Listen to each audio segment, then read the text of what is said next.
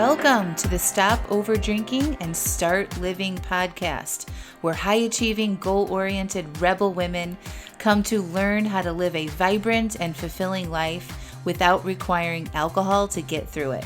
No labels, no judgments, no saying you'll never drink again. Just real proven methods to help you stop rebelling against yourself with alcohol so you can drink less and do more. I'm your host, Angela Mascenik. Let's dig in.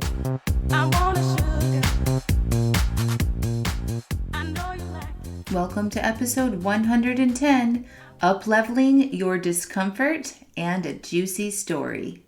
Well, hello everybody. How are you all? Welcome to February. New month, new things.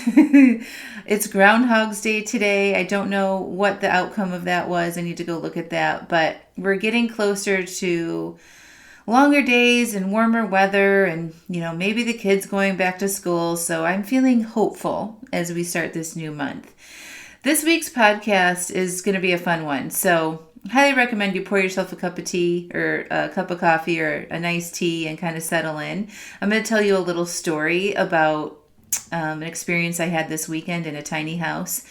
And there's a theme that runs through this story about being uncomfortable and not letting your primitive brain, motivate you to seek comfort and pleasure. Instead, I invite you to embrace some discomfort in your life so that you can have some growth and, challenge yourselves a little bit. And I talk a lot about this, with over drinking and trying to lose weight if that's one of your goals.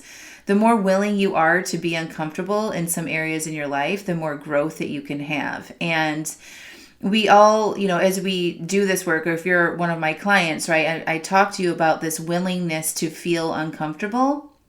And I want to dive into that in sort of an up-leveling way today in this podcast episode. And I'm going to tell you a story. And then after the story, make sure you listen on for some practical to-dos to up-level your discomfort. So when you approach something like stopping over drinking or weight loss goals or building a business or improving your relationships, you have to be willing to feel some discomfort, right? It's growth happens when you feel uncomfortable. The human condition is one that likes repetition.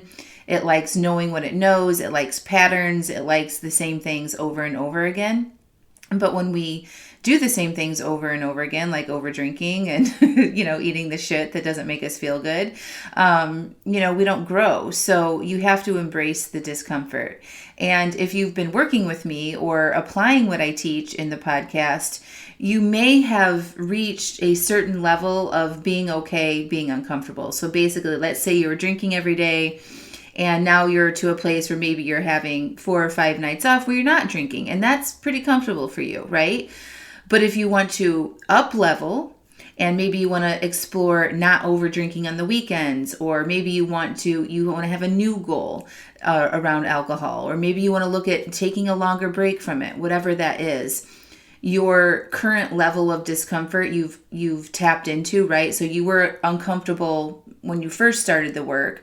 And now you're probably pretty comfortable with what you are, with a new pattern of being, a new way of being with your relationship with alcohol. And now it might be time to up-level your discomfort again. So that's what I'm going to talk about at the end of the podcast after I tell you the story.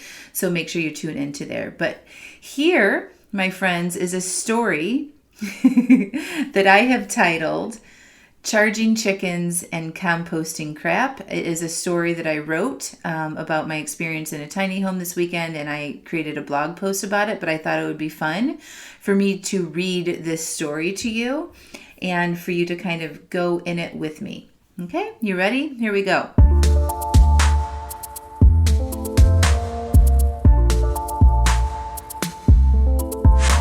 This is a story of shit to strength. I recently reserved a tiny house to attend a virtual retreat. I actually really love virtual retreats. I think they're an excellent way to have a deeper connection with the speakers and the attendees.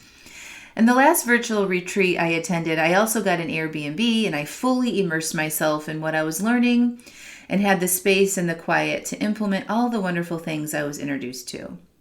So needless to say, when I booked this tiny house, that was out in the country about 15 minutes away from my house and my kids and my pets and the husband and Amazon Prime deliveries and cooking and cleaning and walking the dog and getting interrupted 1,000 times because, at home school and a pandemic with 3 kids in elementary school.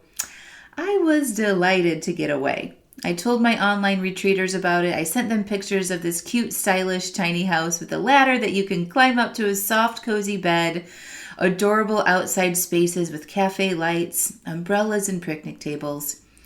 I was on a little farm in a circle of other tiny houses. It's like a little tiny house cul-de-sac in the country. I might have seen a picture of a tiny chicken house on the Airbnb listing as well. The first night I was to check into the Tiny, that's what it's called on the Airbnb listing, I couldn't get out there until after 9 p.m. So I'm driving down this dark, very rural gravel road with hand-painted signs directing my way.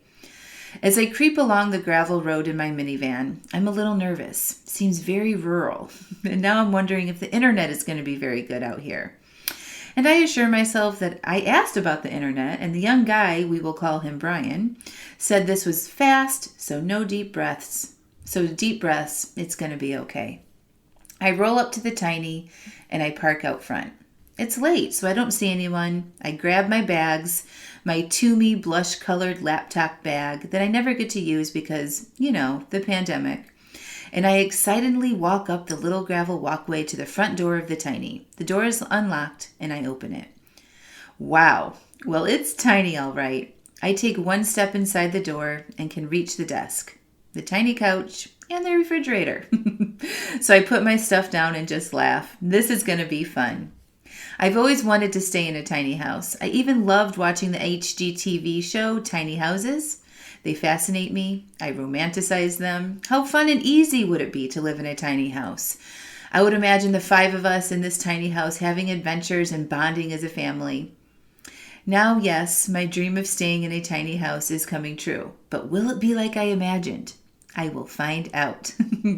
One of the first things I noticed was a familiar smell, sort of like mildew and wet straw and cheap coffee, all mixed together. What was it? Oh, yes, the composting toilet. I remember being mentioned in the Airbnb listing. That smell is so familiar. My mom's sister, Aunt KK, has an outhouse on her property in Wisconsin, and many visits there as a child. I had to use this outhouse, and I'm too familiar with that smell. When I booked the Tiny, I remember seeing this in the description, composting toilet. I again romanticized this, thinking, oh, my friend Sarah has one of those. It's basically like a regular toilet. They're nice these days. She's got 3 kids and lives with one. It's no big deal. Well, let me tell you. I say this in a very exasperated, breathy, well, let me just say. When I opened the door right across from the kitchen sink to the bathroom, my first thought was, it's an outhouse. It's a glamorized fucking outhouse. There was a wooden bench with a toilet seat on it. It was closed, and across the toilet seat bench was a walk-in shower stall. I lifted the toilet seat and looked down, a big container of blue liquid. There wasn't any covering. There was no flap covering the liquid, just a standard white toilet seat with below a vat of some weird opaque blue liquid that I could not quite see through. Lord, this is going to be fun. I close the door, tell myself it's not a big deal, and continue getting settled in for the night. Oh, I forgot to mention that before I checked into the Tiny, I got a message from the owner, Brian. He said, it's supposed to freeze tonight, so I'm going to drain the pipes. So if you need to take a shower, do it tonight. Okay, well, I don't need a shower tonight, so I asked him if it would be on by 8:30 a.m. the next morning. He said maybe, but no guarantees. So I didn't really think anything more about it. So as I'm unpacking my things in the Tiny, I notice there isn't central heating. I have a space heater. All right, no big deal. Then I look around the kitchen. It's well supplied with the pans and utensils and dishes that I would need, and even some condiments, spices, oils, and some food. There's an open box of cereal, open containers of Earth Balance fake butter spread in the fridge. Of course, vegan butter. Damn hippies. And a container of popcorn kernels that has about 1/5 of the jar left in it. And there's this weird greasy film all over the stuff. Like, if you cook a lot in your kitchen and you don't wipe things down like that, a greasy film. And I started to feel like it wasn't cleaned very well. And during COVID, my hackles got a little high, and I was wondering if my sheets were clean. Ugh, deep breaths. It's okay, I tell myself. I FaceTime my husband and tell him all the things and give him a tour of the tiny. I am laughing. He's very worried that I'll get hurt climbing up and down this ladder to my bed in the loft. So he wants to watch me climb up the ladder to my bed and make sure I can do it okay. I am laughing hard. It's fucking hysterical. I am also very accident prone, very clumsy, and it might sound weird that he wants to see me get up there okay, but I have been known to fall and trip on stairs a lot in my life and have landed myself in the hospital or urgent care on more than one occasion. Okay?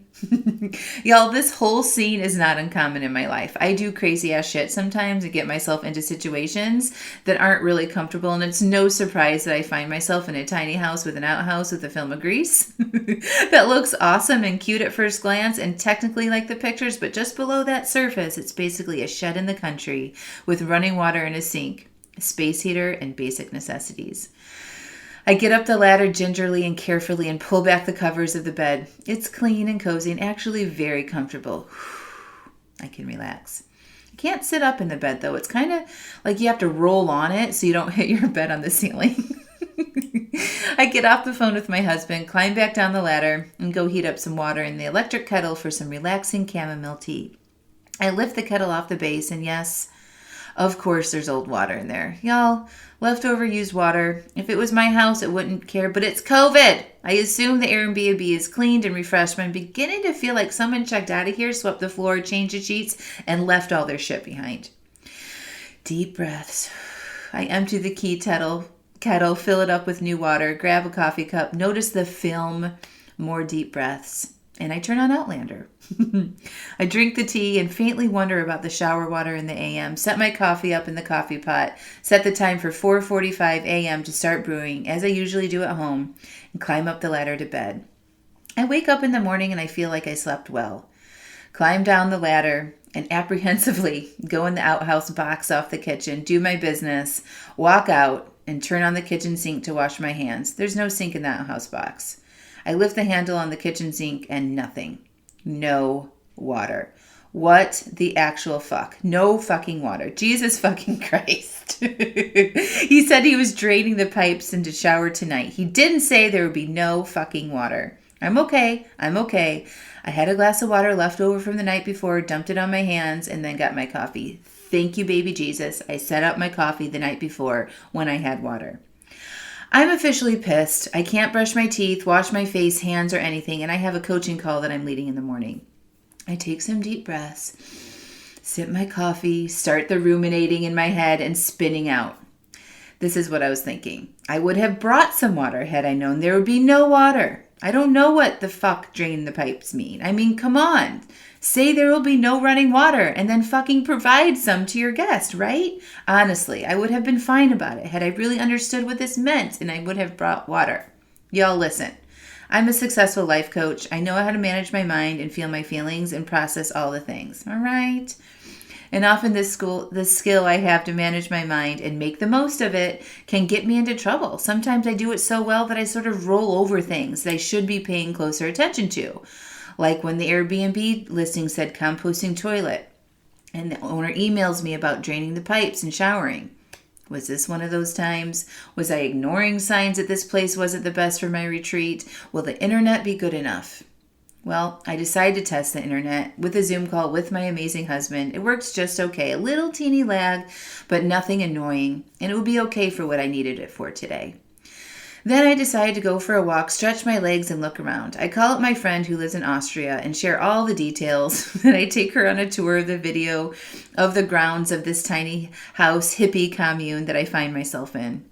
It's a cold and a low 26 degrees Fahrenheit outside. The sun is just coming up. It's quiet, and I'm looking around outside the tiny, and it's legit a rural hippie playground. Stacks of wood, equipment, outdoor pizza oven area with picnic tables, little sheds converted into homes, an old school bus that has been turned into some sort of living accommodation, gardens, fences made of reused wood and scrap metal.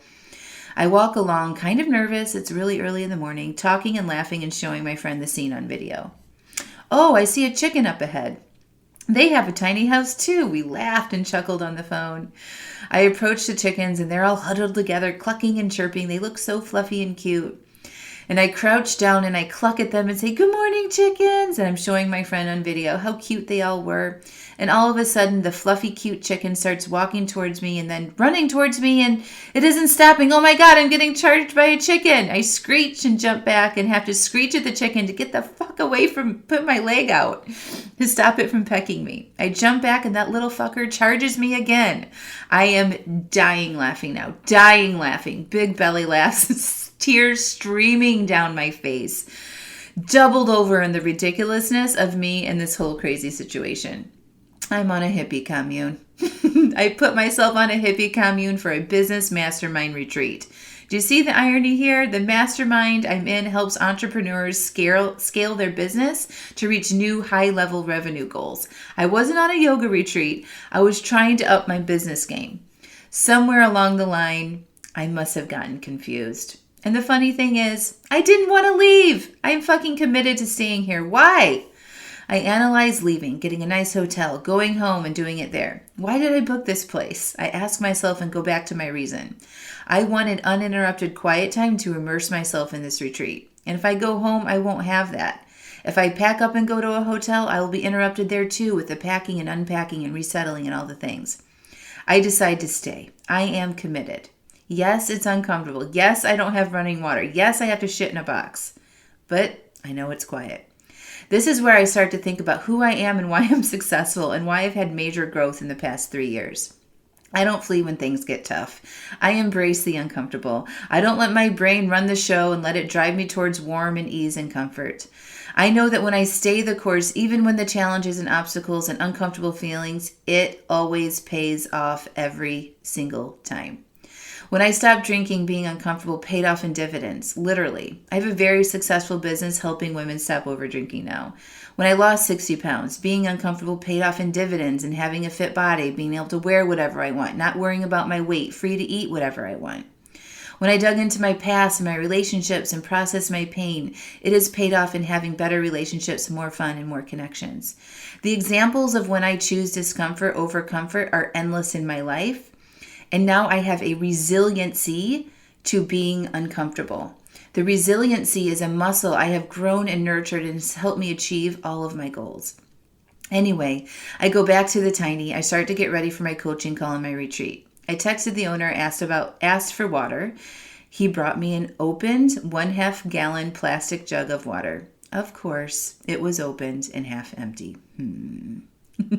I get settled in for my day. The internet is spotty. I am growing in dissatisfaction, again stretching my comfort. I ultimately, again, recommit to staying. I realize I'm supposed to be interrupted on this retreat. I would have been interrupted at home with the kids, the dog, the husband, doorbells, or I would have been interrupted by the tiny, by not having water and spotty internet. So I embrace it, I accept it, and I know it will serve me in the long run. The online retreat was amazing. I did immerse myself. I learned a lot. I felt inspired, did some work, developed a signature speech for women who want to cut back on their drinking, and connected with my mastermind teammates.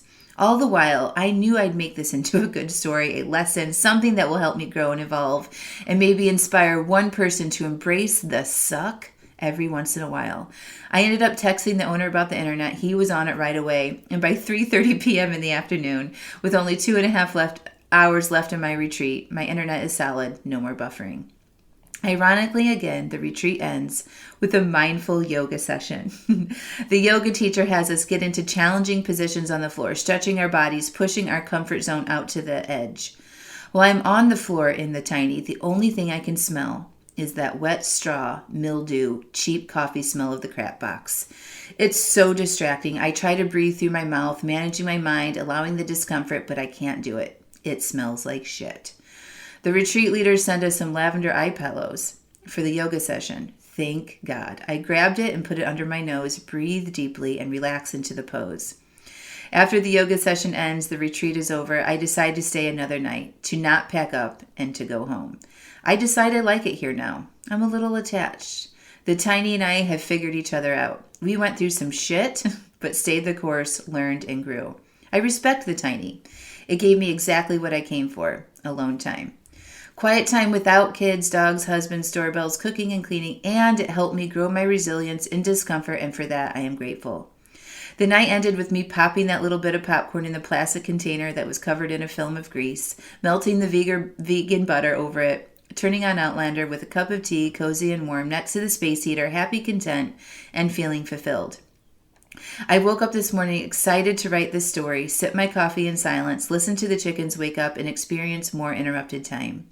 I'm so cozy and content, I don't want to leave. I text the owner and ask if I can stay another night.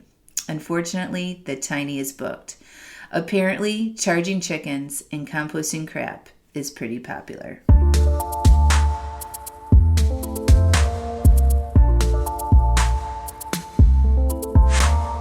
Such a fun story, right?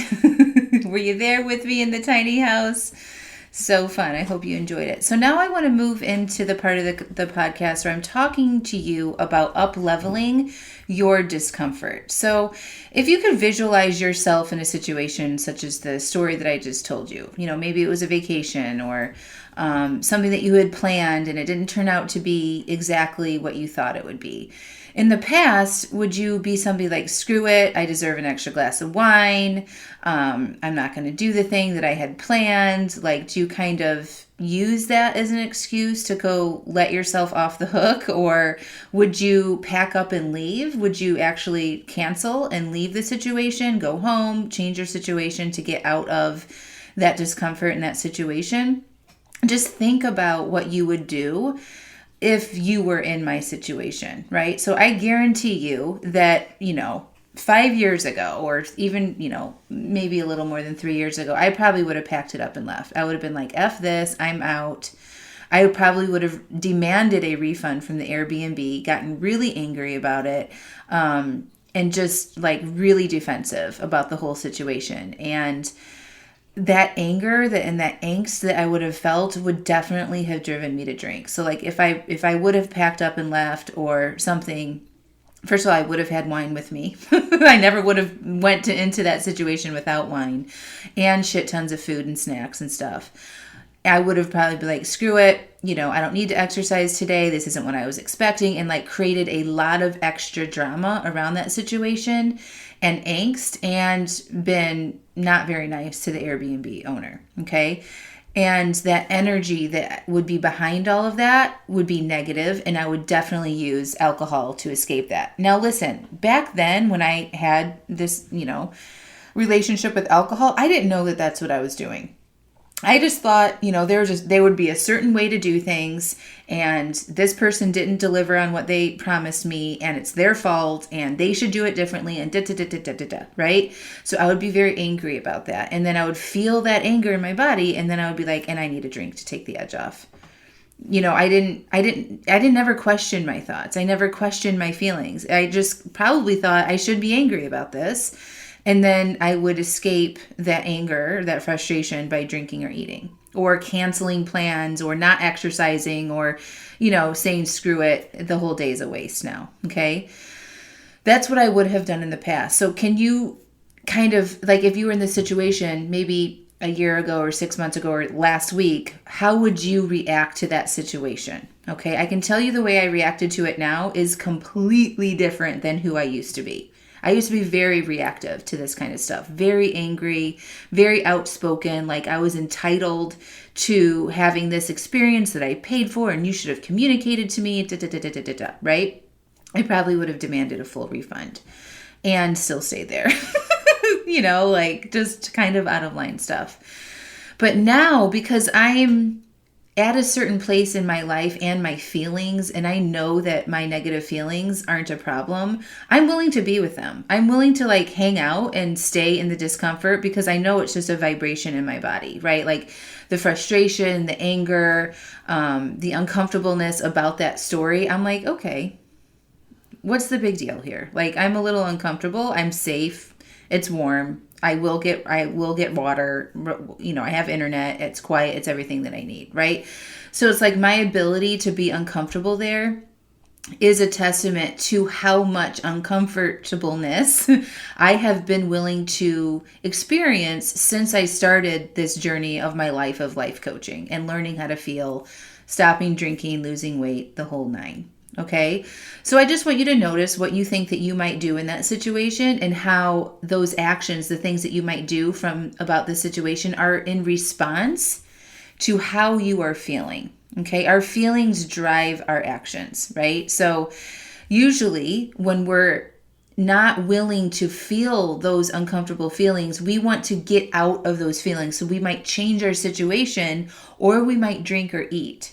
Right? So we want to change our circumstances, get out of here, right? This is uncomfortable. I can't handle this.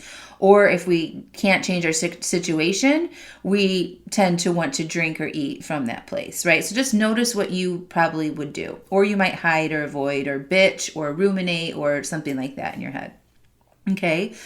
So what I'm suggesting you do if you are working on stopping over drinking or losing weight or any big growth area in your life, is that you want to increase your tolerability for discomfort.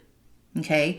So when you say you're not going to drink Monday through Thursday, like when you first start doing that you're going to go through some uncomfortableness, right? Especially if you're used to drinking every night. So say you're used to drinking a bottle of wine every night. Okay? And then all of a sudden you say, okay, I'm not going to drink Monday through Thursday. Monday, Tuesday, Wednesday, Thursday, you're going to probably feel some urges to drink. And your mind might be chattering about, if you're going to drink or not going to drink. And that's going to be uncomfortable for you to go through. You're going to have to process those urges, right? You're going to have to figure out what do you do with your time between 5 and 7 p.m. Whatever that is, it's going to be something new that you're trying. Your brain is used to drinking every night, right? So now you're not drinking every night. Your brain doesn't like that because it likes repetition. It likes knowing what to do. It likes to save energy and to seek pleasure and avoid pain. So when you take away something that it's doing all the time, your brain's like, ooh, we don't like change, so I'm going to get you an urge to go drink. And once you get through that phase, right, and you are able to honor your commitments there and you work through that uncomfortableness, you get to a place of it not being so uncomfortable anymore, right? So you may be now at a place where you're, for pretty much the most part, you're not drinking Monday through Thursday. I'm just using this as an example. I'm not saying this is what you should do. I'm just using this as an example. So you worked through those urges. You got to a good place. You've made progress. You're drinking less. You're not drinking Monday through Thursday, okay?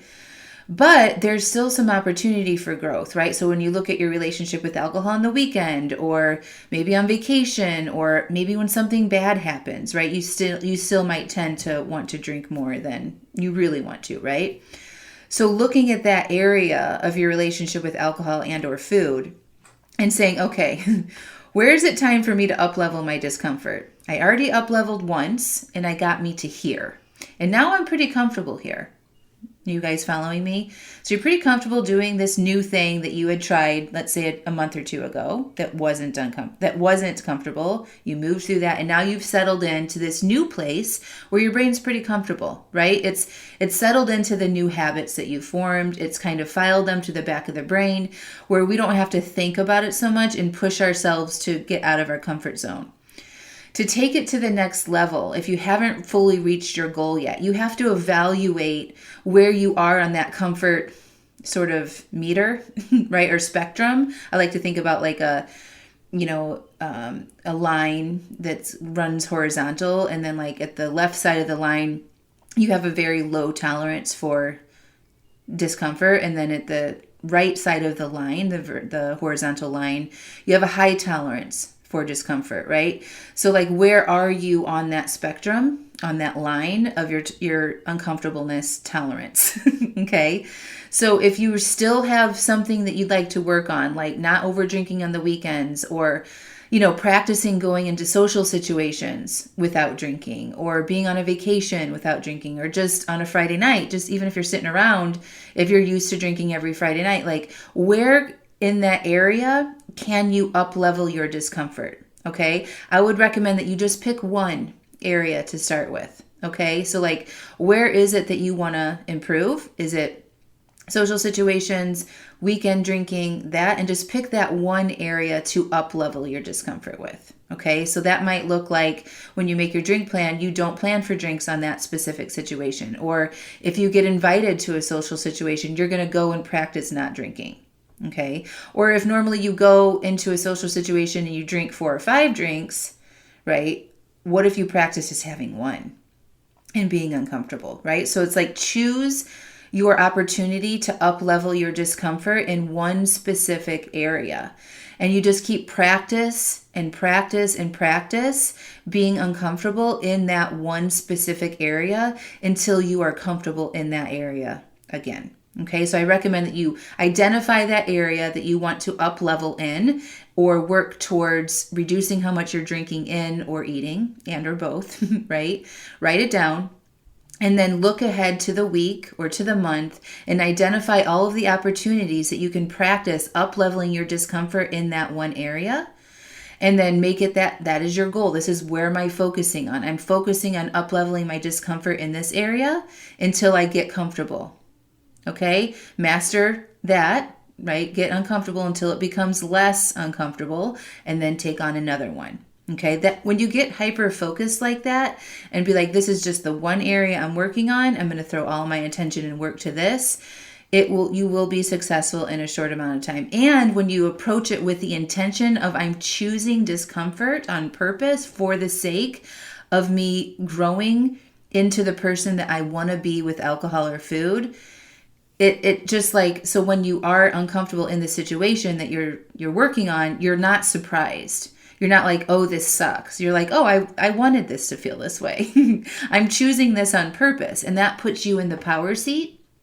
And then you can open yourself up to allowing those feelings that come in so much more easily. You're like, yep, I expected that I would be having urges tonight. Yep, I would expected that this might be a little awkward. I normally drink with my friends on Friday night, or I normally sit with my husband or my spouse at the end of the day on a Friday night. This is what we do together. And now I'm not doing that very habitual thing. And yeah, I expected this to be uncomfortable. This is where I am up leveling. Okay. So you're not kind of thrown back by it and then your brain starts spinning out and like, you deserve it and and all that chatter. When you say, nope, I want this. This is where I'm up leveling to the next level so I can reach my goals. You welcome it in with deep, big cleansing breaths and you settle into that discomfort. Okay. I'm not talking about uncomfortableness or discomfort is like this global thing that you need to be miserable and uncomfortable in all the areas of your life at all. So please don't confuse me on that. Be very specific, especially when you have done some work already on choosing discomfort, like, choosing to feel those urges, honoring your calendar, doing the things that you say that you're going to do, even when in the moment you don't want to. That's the discomfort. Like if you're getting better at that, look for areas of opportunity where you can up level your discomfort. Okay. It's not about everything in your life because we only have one of my coach colleague, Anya, she's like, there's like a bucket of uncomfortableness that we can have in our lives. And it's like, we don't want to just be uncomfortable in everything because it kind of dilutes the purpose of why you're choosing to be uncomfortable in the first place. So I like the idea of being very specific about one area at a time to up level your discomfort in. And then the more often you can do that and move through that, you will create what I talked about in my story about this capacity, this relentlessness and like resiliency that I can be uncomfortable for longer periods of times in a bunch of different situations. And my brain isn't like, oh, we should escape this. Right. So like, this is part of retraining your brain that when you feel uncomfortable, you don't need to escape, that nothing has gone wrong. You're just having some vibrations in your body that you aren't used to. You're trying something new and to keep moving forward.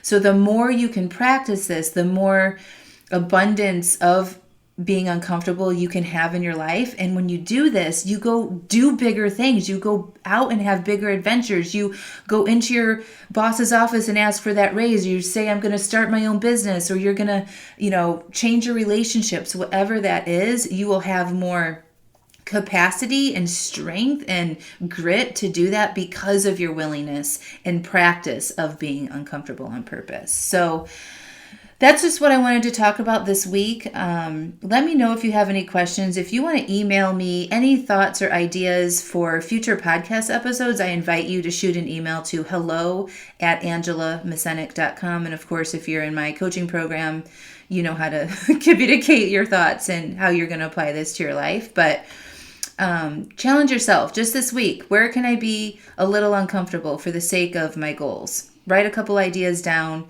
go after it, and up level your uncomfortableness. And once you get comfortable of doing that new thing, then upgrade your uncomfortable level again.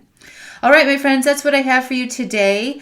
A couple announcements. Of course, you are welcome to apply to join the Stop Over Drinking and Start Living program, where you have me as your coach all the time, by your side, supporting you on your way to stopping over drinking and living the life that you want to live. The link to do that is in the show notes. And stay tuned. If you're not on my email list, I highly recommend that you get on it, because I am a quick mover and I make decisions pretty fast, and I do a lot of free classes and workshops.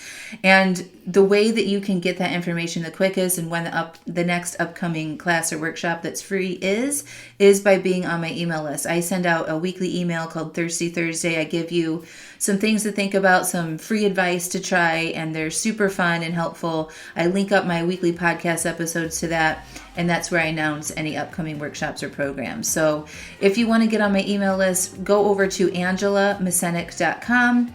Click on the little pop-up that says Get My Top 3 Podcast Downloads, and I'll send you my most popular top 3 podcast episodes right to your email inbox, and then you'll be on my email list, and you'll get all of the updates and all the goodness that I share over email. I give you a lot of free advice over email as well, and sometimes it's more frequently than once a week. So you definitely don't want to miss out on anything, and that's the fastest way I can communicate to you all about everything that's going on. So that's what I have for you today, my friends. Go out there and be uncomfortable. Talk to you soon. Bye.